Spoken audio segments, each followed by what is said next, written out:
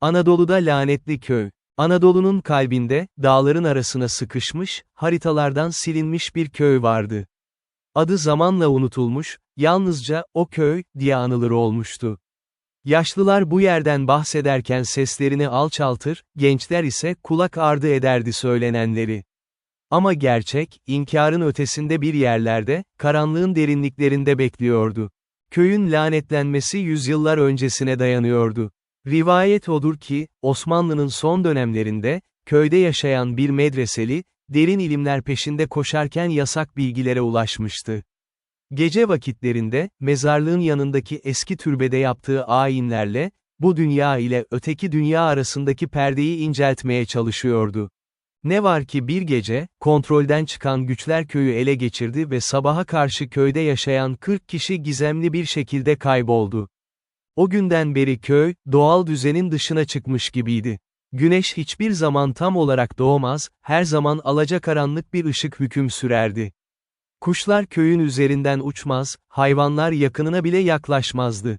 Toprağı kısırdı, su kaynaklarındaki su acı ve içilmezdi. Ekim ayının son günleriydi. Üniversitede folklor çalışan Doktor Aylin Demirci, yıllardır peşinde olduğu bir ipucuna ulaşmıştı. Ankara'daki eski bir kitapçıda bulduğu, 19. yüzyıla ait bir seyahatnamede, kayıp köyden bahsediliyordu. Seyahatnameyi yazan Derviş Mehmet Efendi, köyü ziyaret etmiş ve orada yaşadığı olağanüstü olayları kaydetmişti. Aylin, ekibini heyecanla topladı. Genç fotoğrafçı Cem, tecrübeli kameraman Hakan ve yerel tarih uzmanı Zeynep, onunla birlikte bu gizemli köyü bulmaya karar verdiler. Hazırlıklar başladı, çadırlar, gıda malzemeleri, kayıt ekipmanları. Ama hiçbiri, karşılaşacakları şeylere hazır değildi. Yola çıktıkları sabah, gökyüzü kurşuni renkli bulutlarla kaplıydı. GPS'leri seyahatnamede belirtilen bölgeyi işaret ediyordu, ama modern haritalarda hiçbir köy yoktu. Yolculukları ilerledikçe, pürüzsüz asfalt yollar yerini toprak patikalara bıraktı. Ağaçlar garip biçimde eğrilmiş, dalları sanki acı çeken eller gibi gökyüzüne uzanıyordu. "Burası normal değil," dedi Zeynep, pencereden dışarı bakarken. "Bitki örtüsü bile farklı. Sanki başka bir iklim kuşağındayız." Cem fotoğraf makinesiyle çevreyi kaydetmeye başladı. Her kareye baktığında, gördüklerinin fotoğrafta nasıl daha da ürkütücü göründüğünü fark ediyordu. Işık garip açılarla kırılıyor, gölgeler olması gerekenden daha uzun ve daha koyu düşüyordu. Akşama doğru, bir tepeyi aştıklarında köyü gördüler. Vadinin tam ortasında, sanki oraya zorla yerleştirilmiş gibi duruyordu. Evler yıkık dökük olmalarına rağmen hala ayaktaydı. Taş duvarlar, çürümüş ahşap kapılar, kırık pencereler. Ama en dikkat çekici olan şey, köyün üzerindeki sisin hiç dağılmamış olmasıydı. Sanki kalıcı bir örtü gibi her şeyi sarıyordu. Ekip, köyün girişinde araçlarını park etti. Ailenin planı, köy meydanına yakın eski bir evde konaklayıp, ertesi gün sistematik bir araştırma yapmaktı. Seçtikleri ev, diğerlerine göre daha sağlamdı. 2 katlı taş bir yapıydı, kapısı hala menteşelerindeydi. İçeri girdiklerinde, zamanın durmuş gibi olduğunu fark ettiler. Masada yarım kalmış bir yemek, duvarda asılı eski bir saat, köşede unutulmuş bir çocuk oyuncağı. Her şey, sakinlerin bir anda, hiç hazırlık yapmadan terk ettiğini gösteriyordu. "Bu tuhaf," dedi Hakan, kamerasını evin içinde gezdirerek. "Normalde terk edilmiş yerler yağmalanır, eşyalar çalınır. Ama burası sanki herkes dün çıkmış gibi." Gece çökerken, sıcaklık aniden düştü. Sobayı yakmaya çalıştılar ama odun yanmıyordu. Alevler, garip bir yeşilimtırak renk alıyor ve ısı vermiyordu. Bunun üzerine uyku tulumlarına sarınıp, sıcak tutunmaya çalıştılar. Gece yarısı olduğunda sesler başladı. Önce hafif bir hışırtıydı, sonra ayak sesleri. Merdivenlerden birinin indiğini duydular. Cem ışığını kapıya çevirdi, ama kimse yoktu. Sonra çocuk ağlaması geldi. Çok uzaklardan, sanki kilometrelerce öteden ama aynı zamanda kulağının dibinden. Aylin, bilimsel aklını korumaya çalışarak, "Rüzgar," dedi. Eski evlerde akustik garip oluyor. Ama hepsi biliyordu ki rüzgar yoktu. Hava tamamen durgun, nefes alınamayacak kadar yoğundu. Sabaha doğru, Zeynep uyanamadı. Gözyaşları yanaklarından süzülüyordu, ama uykudaydı. Mırıldanıyordu, anlaşılmaz kelimeler. Aylin onu uyandırmaya çalıştığında, Zeynep'in gözleri açıldı ama bakışı boştu. Sanki başka biriymiş gibi, derin bir sesle konuştu, burayı terk edin. Henüz geç değilken. Sonra gözleri kırpıştırdı ve normal haline döndü. Ne oldu, diye sordu, ürkmüş halde. Sabah olduğunda yani gökyüzü biraz daha aydınlandığında, çünkü gerçek anlamda gün ışığı hiç görünmüyordu ekip köyü keşfetmeye başladı. Her ev bir hikaye anlatıyordu. Birinde, duvara kazınmış garip semboller vardı. Başka birinde, her yere saçılmış mektuplar. Bir başkasında ise, ortada duran, içinde kara bir sıvı bulunan kocaman bir kazan. Cem, her şeyi belgelerken, fotoğraflarında garip anomaliler fark etmeye başladı. Kimsenin olmadığı yerlerde silüetler, pencerelerde belirsiz yüzler. Makinesini kontrol etti, ama arıza yoktu. Bu görüntüler gerçekten oradalardı. Öğleden sonra, köyün kuzey ucundaki mezarlığı keşfettiler. Mezar taşları devrilmiş, bazıları tamamen kırılmıştı. Ama en dikkat çekicisi, mezarlığın ortasındaki büyük türbeydi. Derviş Mehmet Efendi'nin seyahatnamesinde bahsettiği yapı buydu. Türbenin kapısı yarı açıktı. İçeriden soğuk bir esinti geliyordu, sanki yer altından çıkan buz gibi bir nefes. Aylin, bilimsel merakını yenemeyerek içeri girmeye karar verdi. Diğerleri, tereddütlü olsalar da onu takip ettiler. İçerisi, dışarıdan göründüğünden çok daha büyüktü. Kubbe, tavana doğru yükselirken kayboluyordu, sanki sonsuza kadar uzanıyordu. Ortada bir sanduka vardı, ama üzerinde isim yoktu. Duvarlarda, binlerce mum kalıntısı. Ve her yerde aynı sembol, iç içe geçmiş 3 daire, ortasında tek bir göz. Hakan kamerasını çalıştırdığında, ekran karıştı. Görüntü bozuldu, sonra tamamen siyah oldu. Ama sesten bir ses geliyordu. Fısıltılar, sayısız fısıltı. Hepsi aynı şeyi tekrarlıyordu, bekledik. Çok bekledik. Sonunda geldiniz. Panik içinde dışarı koştular. Ama dışarı çıktıklarında, güneş tamamen batmıştı. Nasıl olmuştu bu? İçeride en fazla 10 dakika kalmışlardı. Ama şimdi, köy tamamen karanlığa gömülmüştü ve tek ışık kaynağı, türbeden sızan, titreşen yeşil bir ışıktı. Geri dönüş yolunda, Cem kayboldu. Bir saniye oradaydı, diğer saniye yoktu. Bağırdılar, aradılar. El fenerlerinin ışığı sis içinde kayboluyordu. Sonra Cem'in sesi geldi, ama çok uzaklardan. Yardım edin, beni çekiyorlar. Toprak, toprak beni içine çekiyor. Sesin geldiği yere koştular ve onu buldular. Ama artık Cem değildi. Bedeni oradaydı, ama gözlerinden bakıyordu başka biri. Gözleri tamamen siyah olmuştu ve konuştuğunda, sesi birçok sesin karışımı gibiydi. 100 yıl geçti ama hala buradayız. Bizi unuttunuz. Ama biz unutmadık. Ve şimdi, biri bize şu dünyadan hatırlatmalı. Biri kalmalı. Aylin geri çekildi, Zeynep çığlık attı. Hakan, son cesaretini toplayarak kamerayı Cem'e doğrulttu. Ama kameranın ekranında, Cem'in arkasında yüzlerce insan gördü. Hayaletimsi figürler, hepsi aynı boş bakışla onlara bakıyordu. Aniden Cem yere yığıldı. Normal gözleriyle onlara baktı, kaçın, diye fısıldadı. Ben onu tutamam daha fazla. Kaçın. Aylin, Zeynep ve Hakan, arabaya doğru koşmaya başladılar. Ama köy sanki canlanmıştı. Evlerden figürler çıkıyordu, yavaş ama kararlı adımlarla onlara doğru ilerliyordu. Yüzleri silik, vücutları yarı saydamdı. Kollarını uzatmışlardı, sanki onları davet ediyorlardı. Araba görüş alanlarına girdiğinde, bir umut ışığı doğdu. Ama motor çalışmadı. Anahtar döndükçe döndü, ama hiçbir ses çıkmadı. Batarya tamamen boştu, bu imkansızdı. Yürümeliyiz, dedi Aylin, sesinde bir kararlılıkla.